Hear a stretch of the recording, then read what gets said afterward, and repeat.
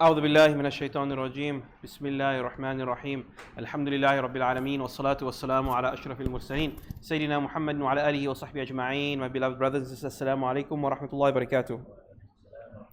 Are you all doing? Alhamdulillah, may Allah subhanahu wa ta'ala accept from us our fasting and our salah. Night number 4 done, and the fasting of day number 4 to begin, inshaAllah. Tonight's tip, alhamdulillah, as we all try to come to the masjid and spend as much time as we can in the masjid and do our Taraweeg and ibadat in the masjid. There's a beautiful hadith where the Prophet ﷺ says, when one of you finishes the prayer in the mosque, let him perform some of his nafil salah in his house. Verily Allah will bring barakah from your salah in your house. And so it's important that, in fact, the ulama mentioned it's better to do nafil salah at home. If you do sort of Isha and the 2 rak'ahs of Isha, to do it at home rather than in the masjid, because you want the nafil at home. And in general, even Taraweeg and Tahajjud is better at home if you are going to do it. But sometimes we need the khiyas of the jama'ah to keep us going. And of course, the one hadith which we'll talk about, where if you make salah with the Imam Taraweeg, you get the whole night. So there is some debate, but generally speaking, the more nafil you do at home, the better, because it's more sincere. It's just you and Allah subhanahu wa ta'ala. So make sure, and this is for the Buttas that are in the masjid all the time, alhamdulillah, make some salah at home. The rest of us, we just try to get to the masjid, alhamdulillah. Right. We concluded Nabi Adam yesterday, and whenever we have before we move on to the next Nabi, there's always a conversation around Nabi Adam with regards to science and the origin of man and evolution. We know that the standard opinion among scientists is that humanity evolved. It came from first there were very primitive single life forms, and that evolved into animals, into plants, into animals, and then from there into creatures on land, and from basically apes and pre-humans, our species emerged. And subhanAllah, a few years ago, if you remember, there was a big discovery here in South Africa, a hominid. These were like pre-human, primitive, but they were people in the sense that they had civilization, they had art, they had burials. I mean, what we found was a grave site. So these were not even animals, these were intelligent, human-like humanoids, as we call them, humanoids, not Homo sapien, and they existed before we came about. So how do we reconcile this science with Islam? So our position on evolution is very clear. The ulama said there's no contradiction between the evolution of animals and Islam. Allah subhanahu wa ta'ala mentioned in the Quran that all life originated from water. And from that water, some creatures slither on their bellies, some walk on 2 legs, some walk on 4, and so on and so forth. And so we see that evolution is a phenomenon that we see in nature. That's why when we had COVID, you had a new strain. You're actually seeing genetic mutations happening. And so there's no problem in us confirming evolution exists. It is part of the natural processes by which Allah allows the earth to move forward.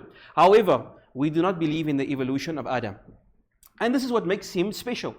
That Allah subhanahu wa ta'ala did not allow Adam to evolve from the natural processes. Allah subhanahu wa ta'ala handmade, literally, Allah says in the Quran that He created Adam with His own 2 hands. بِمَا خَلَقْتُ يَدَيْ. With my 2 hands, Allah says to Iblis, why do you not bow to the one who I fashioned, I formed, I created with my own 2 hands? وَلِلَّهِ الْمَثَلُ الْأَعْلَى. We don't give analogies to Allah, but let us imagine for a second. There is this machine, or there's this factory that is run by AI, and it spits out furniture. No people are involved. So there was this founder. He made this amazing factory. He used to do handcrafting this furniture. And then he said, you know what? I'm not going to make furniture anymore. I will let the machine do the job.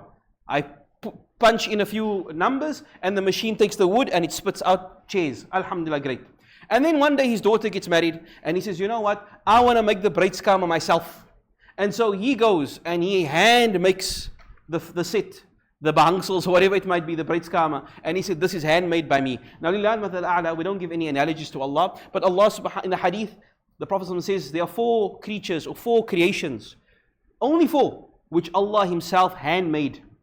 He directly created it without some natural process. What are those 4? What are those 4 creations? Let us guess. What do we think? The 4 creations? The arsh of Allah, the throne of Allah. and the pen that we spoke about, the pen of destiny. And of course, Nabi Adam. Now, we wouldn't mention that. Nabi Adam is of that four. And the last one, and subhanAllah, something for us to aspire, something for us to stand and inconvenience ourselves. The hadith says, Allah Himself planted the trees of Jannatul Firdaus. He gardens, Allah decorates Jannatul Firdaus Himself. He doesn't let some angel or some other creature, all the other Jannahs, there's some interior decorator angel that made it. But as for Jannatul Firdaus, He personally wants to reward the people of Jannatul Firdaus with Him doing the gardening or the planting the trees, as it says in Jannatul Firdaus, subhanAllah. So this is with regards to Nabi Adam, that Nabi Adam was handmade by Allah in a manner which befits His majesty, whereas the rest of creation evolved in its way as it's meant to be. The next thing that we want to continue on, Nabi Adam clearly is very basic in terms of where he comes from. He's made from soil. That's why Iblis could not bring himself to make sujood. I mean, if you think the height of racism, it's like telling, this extreme apartheid person to make sujood to a black man. I can't bring it to myself. Iblis was like that. I cannot bring it myself, made of fire, made of flames, made of energy, to make sujood to something that I walk on the ground. It's impossible. Yet Allah subhanahu wa ta'ala showed that Nabi Adam was elevated amongst all the other creations. And it wasn't his physical form, it was this ruh that Allah blew into Nabi Adam. So what is this ruh? How is our ruh?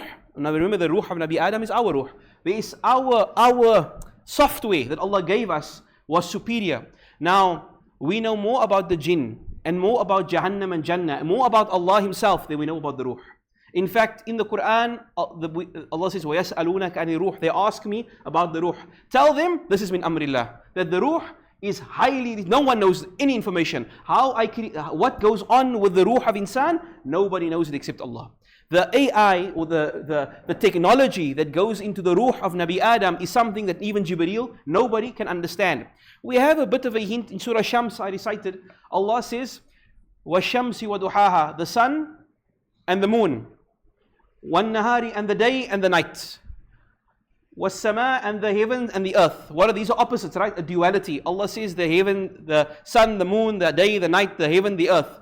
وَنَفْسِ وَمَا سَوَّاهَا, and your ruh, your nafs, and how Allah balanced that ruh. Meaning, the ruh has the algorithm inside it to have extremes. But Allah gave it to you. Sawaha means balanced. I gave you a ruh that is balanced, but it has within it the ability to learn good and bad. فَأَلْهَمَهَا, Allah says, and so in the ruh, you have the inspiration, the ability, فُجُورَهَا وَتَقْوَاهَا. You have within you the ability to be like shaitan, or you have within you the ability to be like Jibreel. That the ruh of man has this, like we say, the algorithm tells you what you watched on TikTok. Your soul inclines to the things that you do. فَقَدْ أَفْلَحَ مَنْ زَكَّاهَا. So Allah says, whoever is successful is the one that continuously purifies his ruh, pushes his ruh to be pure. وَقَدْ خَابَ مَنْ دَسَّاهَا. And he has failed who lets his ruh just run into ruin. And so this is a bit of, and why this is important, maybe we take for granted that people are born naturally good, well balanced, and if they do good, they'll go to Jannah. This is not the case, like I said, from Christianity. There is a view that you are born tainted and sinful, and you cannot attain righteousness through yourself. You need a sacrifice through Jesus Christ. So I said this is important for us to know. Alhamdulillah. So after Nabi Adam came upon his deathbed, he gathered his children, and in the narrations it mentions that when the angel of death came to Nabi Adam, he said, you are early. He said to the angel of death, you are 40 years early. I was promised 1,000 years by Allah. This is in the hadith. And the angel of death said, Adam, you forgot that you had gifted 40 years of your life to one of your children. Now, which child is that? Just as Nabi Adam was brought to the earth, Allah explained to Nabi Adam, this is why you are here.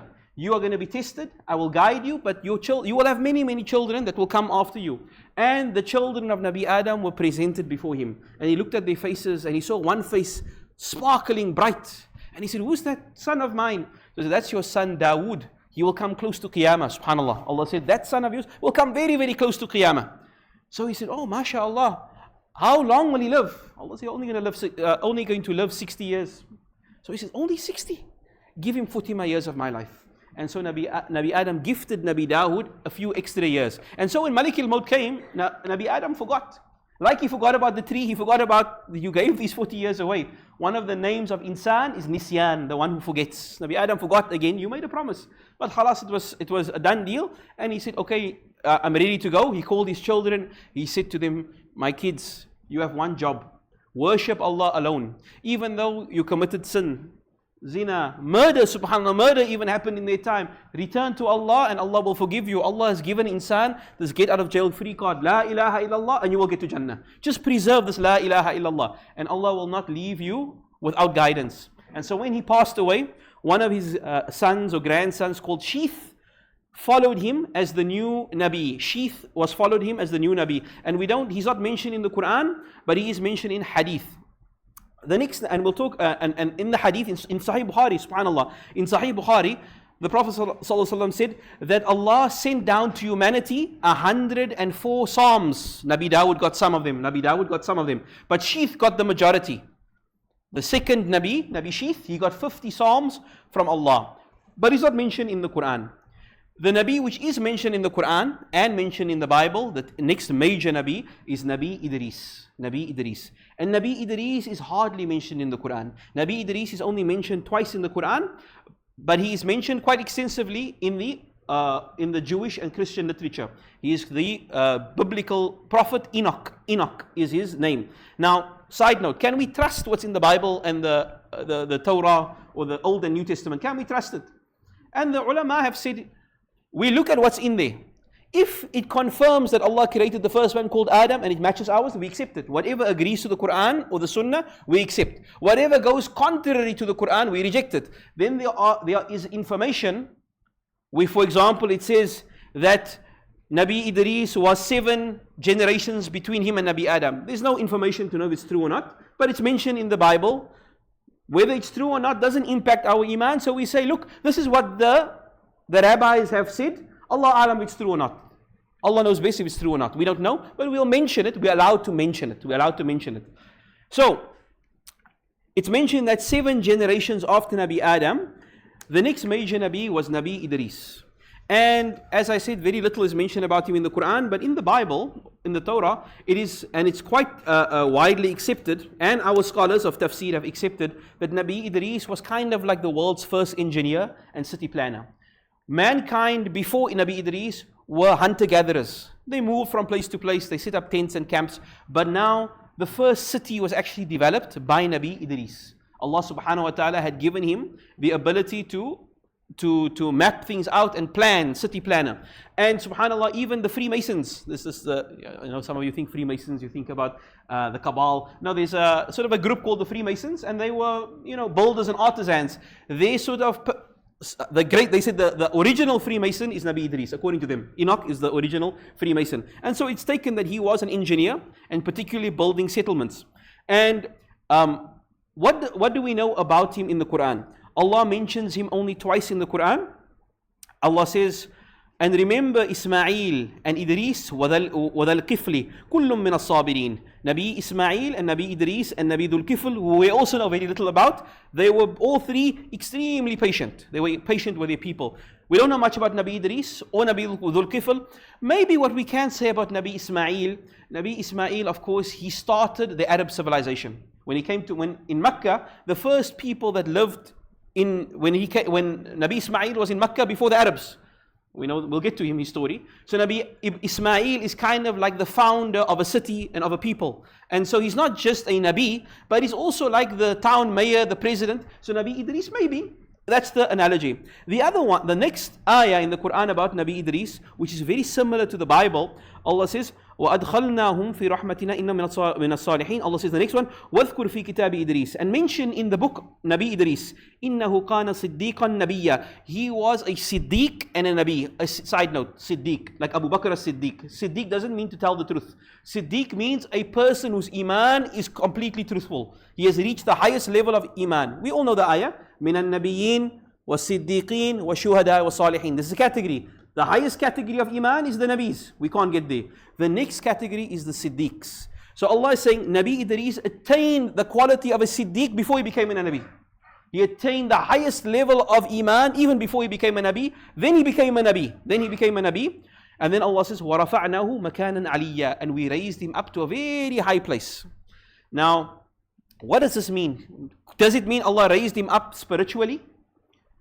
What's interesting in the Bible, it says that in the Old Testament, the Torah and the corrupted Torah and the Injil, it says Enoch did not die on earth. He's one of the few people that did not die.